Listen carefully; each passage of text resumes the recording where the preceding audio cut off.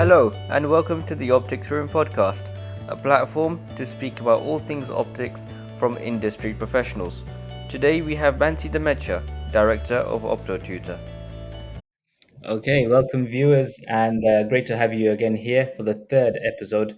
Today we're with Bansi Dhamecha. She is the director of Optotutor, a very fascinating organization that she's built, and I'll let her explain more. Bansi, over to you.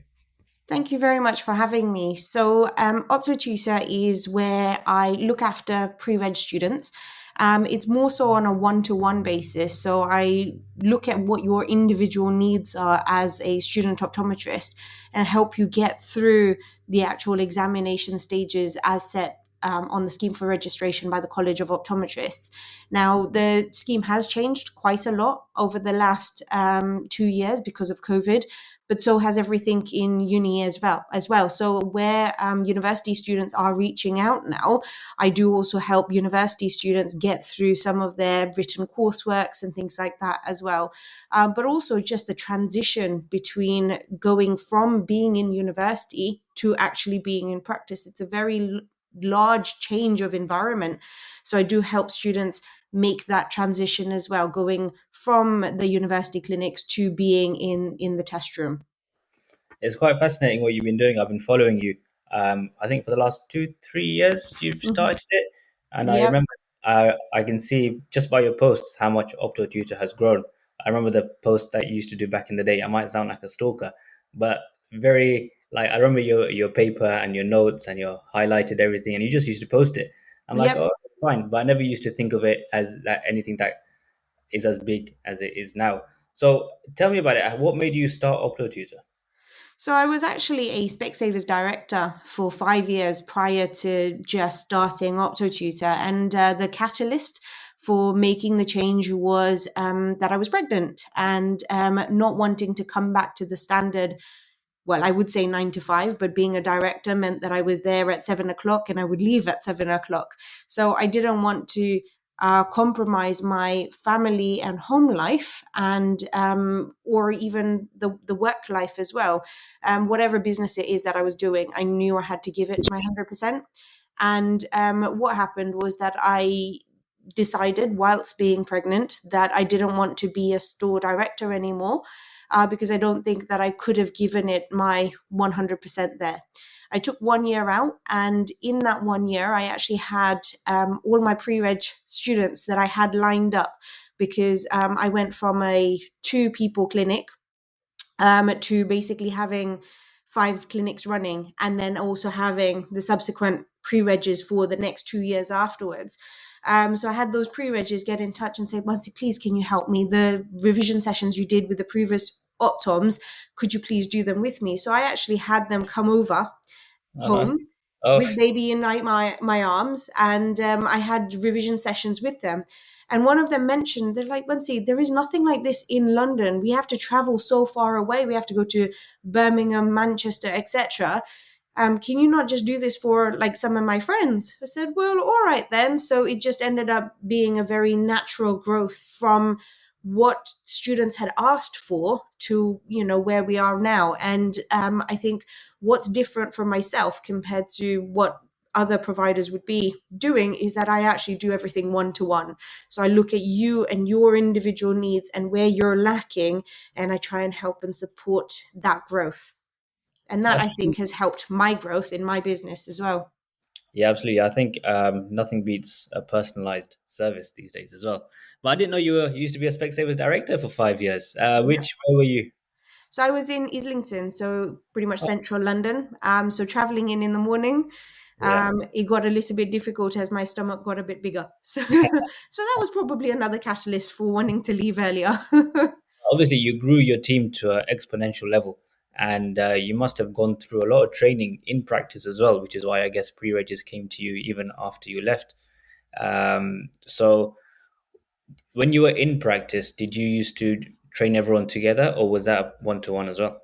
No, so it depends on what the actual team needed. So we did just for team building, I would do things in the morning. So every morning I would have a 10-15 minute huddle. I'd get everyone to just sit together. And quite often we go through the sales of what happened the day before, what we're expecting in the week. But I didn't find that was really motivating. And I didn't find that, the team were really gaining anything from it. So what I used to do was team building exercises, communication exercises, or I would take something from what's happened in the week and actually make something out of it to get them to learn from that process. And that was for the whole team. So that included all retail staff, reception, as well as my optoms. But then I would do optom training separately as well. So where I would get the standard, the reps coming in from the contact lenses and delivering a lecture, we did that. But we also, on occasion, did something more fun, and we went, for example, to an escape room, just to do that team building and working together, building on that communication. Sometimes learning doesn't come from sitting there revising and looking at a lecture and looking at notes. Sometimes it comes from actually talking to each other and actually gaining experiences together. And for my optoms, what I used to do is, as they approached the OSCE stage, I would actually put little stickers outside each door, make them stand and read the Oh, candidate nice. instructions, just like you would do in the OSCEs. And then they would come into the room and I would do a station with them. So I had little stations already prepped for them just to make sure that they were ready for their actual OSCEs. And then when it comes to things like MEX, so to go through the whole process of being prepared for that examination, I went to those OSCEs with them because it was really quite new. And then we even held a MEX in our practice as well before I left. So we were quite involved in doing lots more than just the standard 9 to 5 optometry that you Yeah. would normally see. It sounds like training was a big part of you even before you started Optotutor as well. I didn't even realize how much it was until I came away from it. And I realized that actually this is something that I do naturally anyway. And I think teaching is something that I've been doing even since uni, not necessarily on a professional capacity, but friends would come over and we'd be doing revision together, but I would be the one that takes the lead. So it kind of just went from there. And I guess you don't really realize that you're the main pivot until you come out of that situation, like you said. Now Exactly. you got first-hand experience at newly qualified optoms or newly graduated optoms, shall I say? What do you think is lacking the most at a university level for students? So, unfortunately, the last 2 years shapes a lot of what is lacking. COVID has actually taken away from the practical experiences that most students will have. And unfortunately, that means that the practical skills which you need to have for everyday routine tests and things like that, they're missing. That's what's lacking. But also the fact that you're not seeing as many patients as what I would have seen so many years ago in clinic. That's also where we're going to be struggling as well. So with our communication, with being able to explain certain things, that's what's lacking. Unfortunately, we can't change anything just yet. So until things go back to being more normal, it's probably going to be really quite hard for them to increase their clinic capacity. At But if they university? were to see maybe 1 or 2 patients a week more than what they currently do, even then, more so just generally, they're actually going to gain a lot more experience when they do actually enter the test room. Now, when you think about it, in most test rooms, when you do start your pre-reg, you're going to be seeing between 6 to 8 patients in a day. So where you're seeing only one patient for that one day in the whole week, Hmm. if that, it's actually not enough experience to be able to deal with having to go from one patient to the next to the next. Yeah, I remember. I used to take about an hour and a half for a site test at university at the clinics at City, and I was like, man, how am I going to do this when I go to become a pre-reg? How am I can only just about do one test a day, and I'm done for the night. And but I guess practice makes perfect, and yeah, I guess the pandemic has caused a lot of reduction in communication.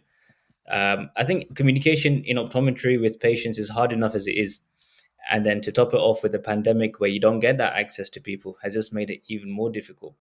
Um, what else do you think university courses should have that they currently haven't? Well, I think just being able to build on that communication skill, I think it's so under appreciated at the moment, where I have a lot of students. In fact, I actually literally just before we joined on the call to just now, I had a message from a student saying, "How would I explain such and such to a patient?" And most of the time we think, well, actually, we know the technical terminology of what this particular thing means, but we very rarely have the ability to communicate with another human being Yeah, that doesn't necessarily understand what you and I understand in terms of what it is that we're trying to explain.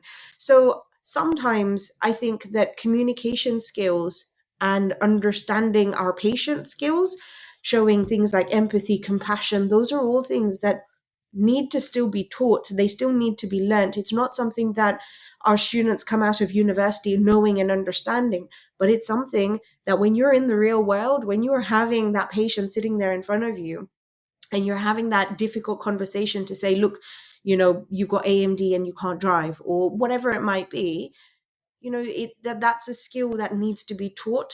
And unfortunately, we're not always able to learn it by the time we finish our pre-reg even. no, absolutely. You must see students from all across the country. I'm not going to ask you to name the universities, but do you see a difference in the level of knowledge from students from different universities? Unfortunately, yes.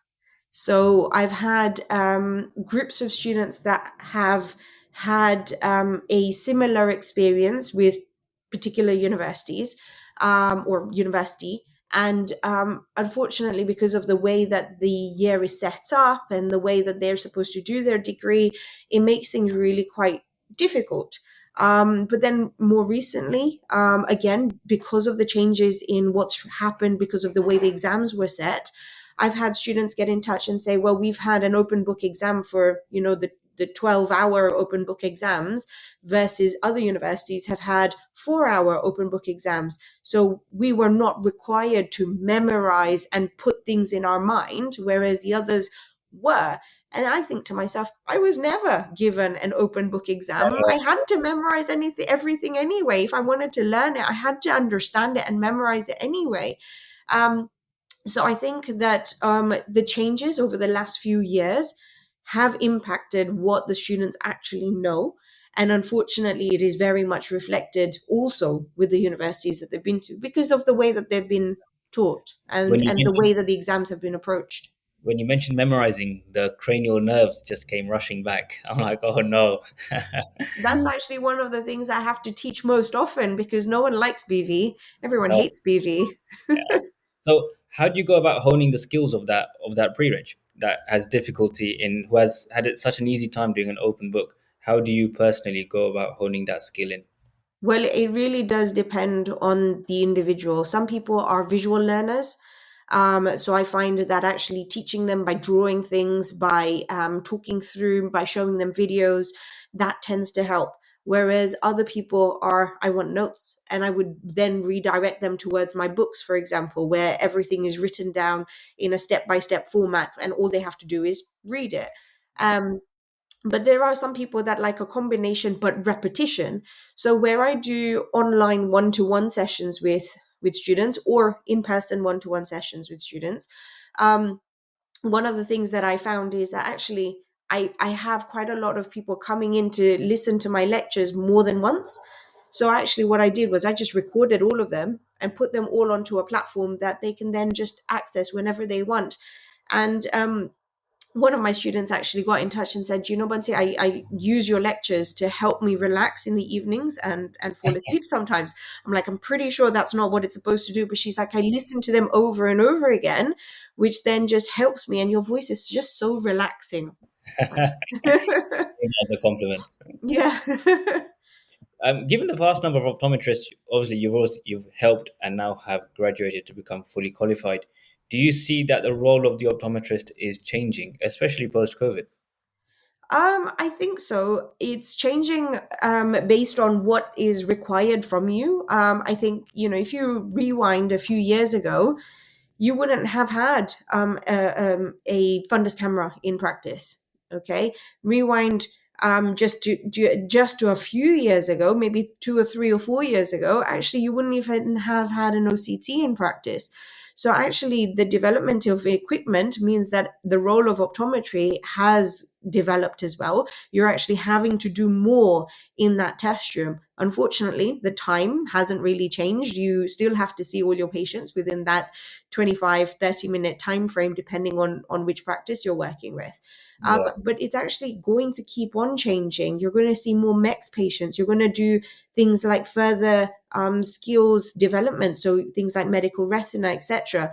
And quite a lot of students are very much interested in the clinical aspect of it as opposed to going down the commercial aspect. And quite a lot of the newly qualified students that I have spoken to have said, actually, I don't really want to be in a job where I'm being forced to discuss my conversion. I'm forced to forced to discuss my ADV, etc. I want to be able to deal with the patient for the reason that they've come in. So there is a transition, I think, towards more so looking after the patient clinically. And actually, there's a lot of things out there to support that direction. So where we've got things like additional lectures and additional training courses, you've got IP, you've got medical retina, etc. A lot of the students are actually going down that route that have qualified in the last year. Yeah, I can see IP becoming really popular, and Mhm. because just being an optometrist is becoming very saturated, very standard. I think in order to be different, in order to not be covered by everyone else in 10 years' time, you need to do something that will stand out. And do you think that universities are also moving with the times as well? Because I remember we had touched on OCTs, but not on great detail. And then a few years later, I was in practice and suddenly we had an OCT. I was like, wow, what do I do? And obviously, I learned as time went on. We were given courses by at the time I was at Specsavers. But do you see universities progressing with the times or they're still to catch up? I think it's probably going to take a little bit longer to catch up. However, I went to Aston University and I still have their alumni information come through every so often. And I do see that there is quite a lot of progress, especially in the technology that's available there. I can't say about the other universities, but I do have that information coming through from Aston. And I know that actually they are developing themselves. It probably helps that the professor that's there is actually now the head of the college, or the president there. So the professors that I was surrounded with are actually moving up, and therefore they're taking that university up with them. And so they've got model eyeballs which have like um, they have help with doing fundus examinations on Vogue, where the student can actually watch what the teacher is showing them, and then vice versa. And it makes it more of a interactive learning environment as well. And I think they're actually learning better from that. But having Really not been interesting. at university for a while, I probably don't know all the ins and outs. I'd love to see how AI could be integrated into teaching optometry. I'm sure there's a lot of scope for that, and it would help a lot of people. Have you come across that anywhere? Well, it's funny you mention it. My mum's an optometrist as well. She's done her doctorate in doing looking at further developments in AI based on looking at history and symptoms. So that's the closest that I've actually got to it. And it's basically looking at statistics and looking at analysis of the sorts of questions that we would ask in history and symptoms, the answers that we would get, and looking at the probability of, what's the diagnosis, what's the outcome, etc. But yeah, I see that AI is going to make a massive difference. When we were in practice so many years ago, even going back to 2017 when I was in my Specsavers store, I was being told that in a few years' time you're not going to have a test room because you're going to have this automated machinery and everything's just going to be done for you. So you don't need to do the refraction anymore. You just need to sit in one room and actually tell the patient what the outcome is. So in some respects, the fact that a person is not there, that kind of is negative in terms of what the profession might change into. Yeah, But the fact that the machines are there to do some of the work for us, it's still helpful. I I think wouldn't it's say it's all negative. yeah. I think you just got to be. I think obviously you have to move with the times, or you'll be left behind. But it's about how to go around that, and as long as even if there is a machine that can refract you, the actual personalized aspect will never be replaced by a machine, such as telling a patient, you've got macular degeneration, I'm sorry, you're losing your eyesight, or you know what, these are the steps that you can take to help your eyesight. A machine will never be able to do that. And I think it's important that we portray ourselves to the public as people who look after the health of the eyes in general and not just refraction machines, because that's what optometrists can sometimes be perceived to be, just refraction machines. But moving on from that, I'm sure you've heard about the optometry apprenticeships. That would change the whole course of history. It would no one would never need to go to university again. I'm sure Optotutor will be very popular if that was to happen. So it might be a good thing for you. But what's your points on it on the industry? I did do a post on it on LinkedIn a while ago, and I had two different types of responses. Some people said you can't learn in an apprenticeship what you could learn in an academic environment. However, another person said that they live in a remote part of the country and it's very difficult for them to access optometry education. So this would actually work out very well for them, where they could build up the ladder and have a qualification at the end of it. What are your thoughts? I think I agree with both sides of the argument. I don't want my profession, my degree, my career to be undervalued by in any respect because someone else managed to do it through an apprenticeship. Equally, I understand there's a need for an apprenticeship because actually not everyone can afford to go to university. Not everyone has that time frame, or not everyone has that set pathway that they're going to leave school at 18 and then they're going to go to university, and sometimes some people decide to do things later on from being in that work environment. However, I know what it's like taking on an apprentice. So whilst being a director in Specsavers, I did take on apprentice students, and this was more so for the shop floor. And the challenges that brought on for having to train that individual to make sure that they knew what they needed to on the shop floor, as well as passing their assessments that were set by the external person.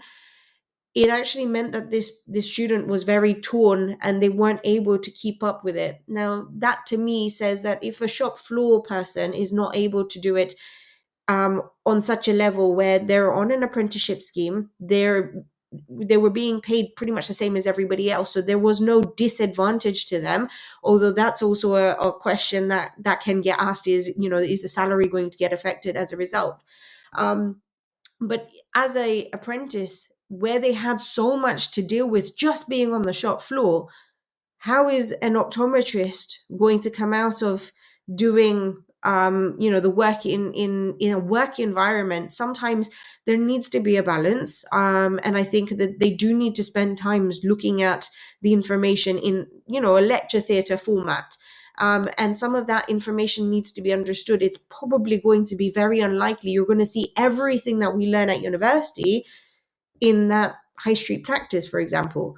If you're in a hospital environment, you're going to see a very different range of patients compared to in a high street practice. So that exposure to that information needs to happen in a standardized setting, in my opinion, where they're actually seeing these patients they're seeing that information in a lecture theatre, where they're being told, look, these are the possibilities, this is all the information you need.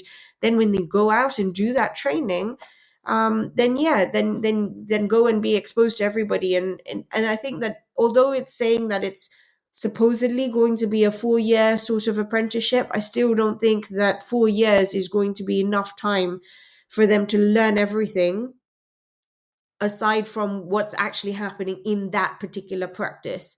So learning the actual ins and outs of optometry might be missed out, and learning maybe the commercial side of the Yeah, practice is probably going to be what's more focused on, unfortunately. looks like it because they're going to grow up in a high street practice at the end of the day. I mean, if I wasn't an optometrist and I was just a member of the public, there is a perceived risk of, do I want to be seen by someone who's an apprentice, or do I want to be seen by someone who's gone through the stages of university, done a pre-registration period, and is fully qualified? I think even if we put the public's perception to one side, there's a risk to the public if that optometrist isn't trained in the way they're supposed to be trained. If they were to miss just one small detail, which could lead to a catastrophic results, um, everyone's going to lose out. Absolutely. And the thing is that although the college have said that they don't want to put patients at risk in any part of this process, there's nothing we can do to stop this apprenticeship going forward. Yeah, And I think we will have to understand that, but we have to put forward our views and we have to put forward our opinions. So whenever they're running the surveys and things like that, I would encourage everyone, students, qualified optometrists, everyone to go ahead and actually put their opinions forward. But there's no way that we can stop it. The only way that we can make it better is by actually being on effectively the virtual panel and giving our opinion and say, look, this is what we can do to make it safer for our patients. And at the end of the day, nothing will get passed if we feel that our patient's health is in any way at risk, because that's what we're here to do, isn't it? yeah, absolutely. Do you feel that it devalues the profession? I think there is a risk that it might look like our profession is then devalued, where you would normally go to university, you spend this time, you get this education, and you get this degree. That in itself has value. And then if you now go to do it as an apprenticeship, although you're still going to get the same salary, etc. So the actual monetary end goal is not significantly different. I think Well, the salary I could be would reduced. feel like it is. I think the salary will be reduced because there'll be an influx of optometrists coming via apprenticeship. Yes, Um, but they're saying that there is an undersupply of optometrists at the moment, although it is very different based on location. So if we were to go out to the outskirts somewhere, to the coast somewhere, you're probably not going to get as many optometrists as you would do if you were, say, here in London. And so if we look at, for example, the locum salaries, that reflects that. If you go out to, I don't know, Norwich, you're going to get £450 as a locum salary, whereas if you go down the road from me here in London, it's going to be, say, 250. And that's because there's plenty of optometrists in these areas, so it's saturated in some areas, but it is actually, there is an undersupply in others. And I think if we look at the apprenticeship, it's supposed to help the demand of optometrists that there needs to be in these remote areas. I don't think it will benefit those bigger towns where we've got too many optometrists. You look at the university locations, for example, Birmingham, London, Manchester. I've got so many pre-reg students that are looking for jobs and they can't find any because they're based in these places, and they're like, well, I can't leave home, I can't travel out and live further away for another one more year, etc. But there's just too many optometrists in these yeah, areas for them to even get the job in the first place. too saturated, isn't it? Do you feel Absolutely. that there will come a time where universities are made redundant? It would be very hard to say that, because I think you still need somewhere to have that learning experience. However, it does look like most of that training will happen within that practice setting. So probably the practice will have their head office area where they have their supports area, and students would go there to do their learning and their training. But it would be a shame to see all the universities go. I think if universities may also need to move with the times, they could essentially partner up with these high street franchises Absolutely. that are pushing this apprenticeship in a way to work together. So then I guess the student can then get the best of both worlds. So Uh, there are some universities that already have contracts with practices, okay. um, where once they actually do their third year, they have to actually work with this particular multiple Fine. to do their pre-reg. So I don't see that as a hindrance in any way. Most likely, that is the direction that you would go in, where the practices will then team up with certain universities because they have the space, they have the equipment, they have, the ability to look after multiple students without having to go out and hire equipment and hire additional slit lamps to be able to train your pre-regis for that particular day. So yeah, I don't see that as a limitation in any way. In fact, I think that's actually something that should be encouraged. Okay, that's interesting. Um, well, it's good to hear a different point of view. Actually, Thank you. I think it's been refreshing to hear your take from an educational perspective, because you're basically right at the forefront of where everyone starts off. So you're essentially nurturing them like you would a child into how you want them to grow up and be the perfect optom at the end of the day. But thank you so much for coming on. But before we leave, what's one thing you would change in the profession if you could? Oh, that's a very hard one. I think if there was something that I would change, having had the experience of both sides of the profession, being on that commercial side as well as being on this teaching clinical side, I think I would take away the demands of that commercial side. Quite often, we're very much pushed, whether it's as a resident or whether it's as a locum, we're very much pushed to meet targets, and that doesn't necessarily reflect on the people that are sitting there in the chair in front of you. And I would say that I would like to go back to having those conversations with people where you build relationships, etc., that people come back to see you after so many years, as opposed to we just need to get the sale for today, Yeah, because that's what management wants outside. So that would be one thing that I would take away, especially because quite often that's what then gets reflected, is that you guys just want to sell me stuff, I'll just go buy something online. And so yeah. it's just the public's opinion. I'd like to change that. We're here to help and support people, and the clinical side of it sometimes gets forgotten because they think we're just here to sell them glasses. Do you think your view on that has evolved over time from being a director to then having opto tutor?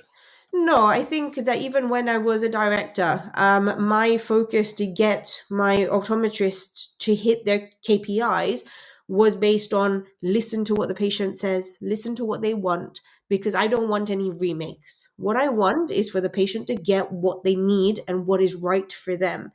And although, yes, I had targets to hit, yes, I had KPIs to hit with each individual optometrist, and I would sit them down and say, look, let's have a look at what your individual numbers are.